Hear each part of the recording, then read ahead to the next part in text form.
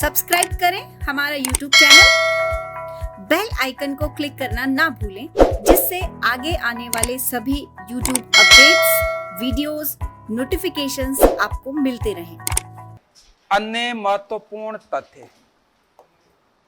अन्य महत्वपूर्ण तथ्य, ठीक है ना। अन्य महत्वपूर्ण तथ्य,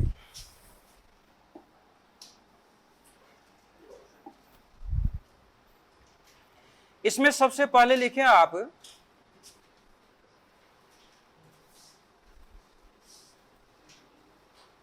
बेसल मानक। बेसल मानक या बेसल स्टैंडर्ड्स। बेसल मानक या बेसल स्टैंडर्ड्स, ठीक है। अब ये बेसल मानक क्या है, इसके बारे में आप पहले सुन सकते हैं। भाई स्विट्जरलैंड का एक शहर है, शहर उसका नाम क्या है, बेसल है। या तो इसको बेसल बोला जाता है या बासेल बोला जाता है, ठीक है। तो यहां पर सन 1980 में विश्व के जो अलग अलग बैंक हैं उनके प्रतिनिधियों का एक सम्मेलन हुआ और उस सम्मेलन में बैंकों को मजबूत बनाने संबंधी कुछ नियम बनाए गए। नियम, उन नियमों को क्या कहा गया, मानक, स्टैंडर्ड्स, ठीक है ना। तो कभी कभी क्वेश्चन आ जाता है कि बेसल मानक का संबंध किससे है। तो आपको इतना सा ध्यान रखना है, बैंकों की वित्तीय स्थिति को मजबूत बनाने से संबंधित, ठीक है ना। ये बेसल मानक कहां पर बनाए गए, स्विट्जरलैंड के शहर बेसल में। कब बनाए गए, 1980 में। तो 1980 में पहली बार बनाए गए, इसलिए 1980 में जो भी नियम वगैरह बनाए गए उनको नाम दिया गया बेसल मानक फर्स्ट। फिर इनमें 2004 में कुछ संशोधन कर दिया गया। 2004 में कुछ पुराने हटा दिए, कुछ नए जोड़ दिए। अब क्या क्या थे उनको छोड़ो। तो 2004 में जो नियम बनाए गए उनको नाम दिया गया बेसल मानक सेकंड, ठीक है ना। और 2010 में फिर बनाए गए तो उनको नाम दिया गया बेसल मानक थर्ड। तो अब तक कितनी बार बेसल मानक बनाए जा चुके हैं, 3 बार।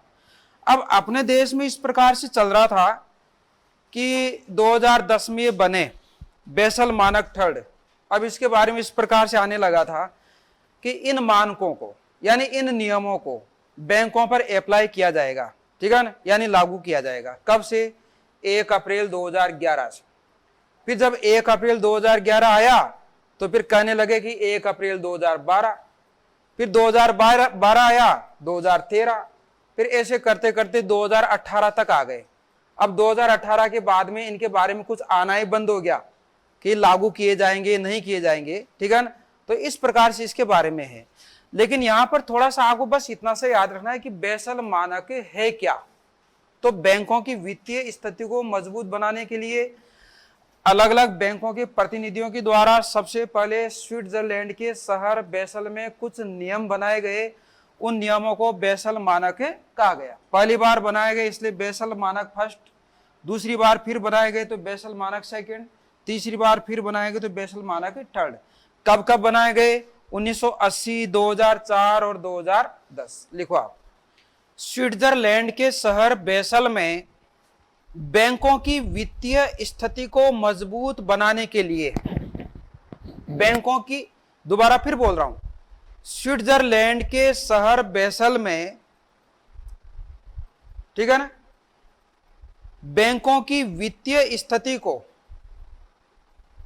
बैंकों की वित्तीय स्थिति को मजबूत बनाने के लिए, मजबूत बनाने के लिए कुछ नियम बनाए गए। कुछ नियम बनाए गए जिनको बेसल मानक कहा जाता है, जिनको बेसल मानक कहा जाता है, जिनको बेसल मानक कहा जाता है। बेसल मानक अब तक 3 बार बनाए जा चुके हैं। बेसल मानक अब तक 3 बार बनाए जा चुके हैं, ठीक है ना। जैसे लिखें आप, बेसल मानक फर्स्ट, बेसल मानक फर्स्ट अब कब बनाया गया? 1980। बेसल मानक फर्स्ट कब बनाया गया? 1980 में, ठीक है। दूसरा लिख लिया आप, बेसल मानक सेकंड,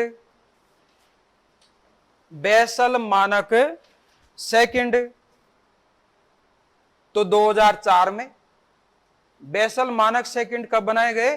2004 में। बेसल मानक थर्ड, बेसल मानक थर्ड कब बनाया गया? 2010 में, ठीक है ना, 2010 में। ये इनके बारे में इंट्रोडक्शन है और इनसे संबंधित क्वेश्चन आता है। तो जहां भी आप बेसल देखें तो बेसल के बारे में जो मैंने आपको लिखाया वो है, ठीक है ना। ये अब तक 3 बार बन चुके हैं। बेसल क्या है? बेसल मानक क्या है? तो बैंकों की वित्तीय स्थिति को मजबूत बनाने के लिए बैंक के प्रतिनिधियों के द्वारा बनाए गए कुछ नियम, उन नियमों के समूह को कहा जाता है स्टैंडर्ड्स, ठीक है ना। अब इसके बाद में अगला पॉइंट लेते हैं अपन। अगला पॉइंट, गैर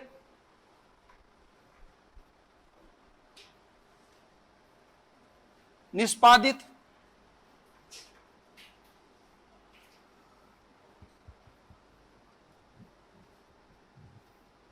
परिसंपत्तियां, यह भी एक टर्मिनोलॉजी है बैंक के। इसमें गैर निष्पादित परिसंपत्तियां या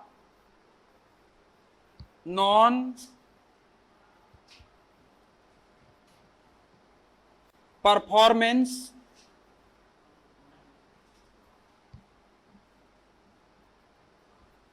assets, non performance assets, short में इसको लिखा जाता है NPA और ये छोटा सा S, NPAs, है ना, नॉन परफॉर्मेंस असेट्स। परफॉर्मिंग भी लिखो, कोई ज्यादा फर्क नहीं पड़ता है, ठीक है ना। तो नॉन परफॉर्मेंस असेट यानी ऐसी संपत्ति, देखो इसका सीधा सा अपन अर्थ निकालें, बैंक की ऐसी प्रॉपर्टी जो बैंक के लिए महत्वहीन हो गई है, यानी जिस पर कोई निष्पादन नहीं मिल रहा। निष्पादन को टारगेट।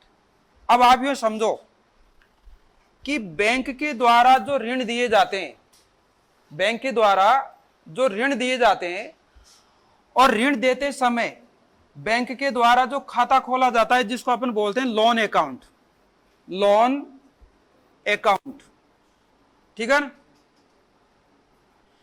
ये बैंक की क्या होती है? प्रॉपर्टी होती है। लोन अकाउंट क्या होता है? प्रॉपर्टी। प्रॉपर्टी का मतलब क्या है? ये लोन अकाउंट बैंक को इनकम देता है। इस लोन अकाउंट से जिसने ऋण दिया है वो ब्याज देता है, और ब्याज देता है तो इनकम होती है। इस आधार पर ये लोन अकाउंट क्या है? उस बैंक की प्रॉपर्टी है, उस बैंक की क्या है? परिसंपत्ति है, ठीक है ना। लेकिन अगर मान लीजिए इस लोन अकाउंट पर लोन दिया और वो लोन आना मुश्किल हो गया, वो पार्टी दे ही नहीं रही है, खा गई या वो डूब गया, तो ऐसे लोन अकाउंट को यहां पर क्या बोला जाता है? गैर निष्पादित परिसंपत्ति, ठीक है ना। अब इसका सीधा सा मतलब क्या है कि बैंकों के द्वारा आम व्यक्तियों को दिए गए वे ऋण जो समय से वापस नहीं मिलते या डूब ही जाते हैं, ऐसे ऋणों को क्या बोलते हैं? एनपीए। अब एक बात बताओ आप, वर्तमान में ये समस्या घटती जा रही है, बढ़ती जा रही है? बढ़ती जा रही है। हर कोई बड़ा आदमी खूब सारा पैसा लेकर और हजम करके भाग जाता है विदेशों में, ठीक है ना। तो ये एक प्रकार से बैंकों की क्या है, एक प्रकार से समस्या है, ठीक है। ये तो ये इसका मतलब, तो लिखिए आप, बैंकों के द्वारा दिए गए ऐसे ऋण, बैंकों के द्वारा दिए गए ऐसे ऋण जो बैंक को वापस नहीं मिलता, बैंक को वापस नहीं मिलता, या वह ऋण डूब ही जाता है, या वह ऋण डूब ही जाता है, ऐसे ऋणों को गैर निष्पादित परिसंपत्तियां कहा जाता है। ऐसे ऋणों को गैर निष्पादित परिसंपत्तियां कहा जाता है। ऐसे ऋणों को गैर निष्पादित परिसंपत्तियां कहा जाता है, ठीक है ना। तो ये इतना सा आपको ध्यान रखना है। कभी आ जाए कि एनपीएज बढ़ता जा रहा है, घटता जा रहा है, ये एनपीएज क्या है, तो आप तो ये समझो कि बैंकों के द्वारा जो भी ऋण दिए जाते हैं वो क्या है, बैंक की प्रॉपर्टी होती है। भाई आप ये समझो कि मैंने आपको अभी कल परसों बताया था कि बैंक के इस प्रकार से काम है, एक तो बैंकों के द्वारा लोगों का पैसा जमा करना, दूसरा उधार देना। अब बैंक लोगों के पैसे को या रुपए को जमा करता रहेगा क्या, है ना, उस पैसे से कुछ फायदा भी कमाएगा।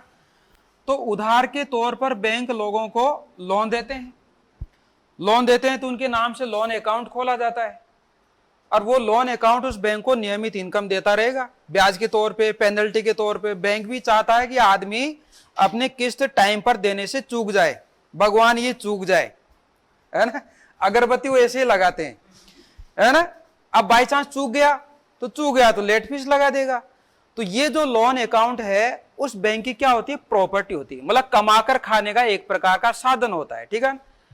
अब यही प्रॉपर्टी अगर खतरे में पड़ गई कि जिसने लोन लिया है वो तो दे नहीं रहा टाइम पे, या वो पूरा पैसा हजम करने वाला है, तो ऐसे लोन अकाउंट को या ऐसे ऋण को यहाँ बैंक की भाषा में क्या बोला जाता है, एनपीएज। पूरी क्लासेस देखने के लिए अभी डाउनलोड करें परिष्कार वर्ल्ड ऐप।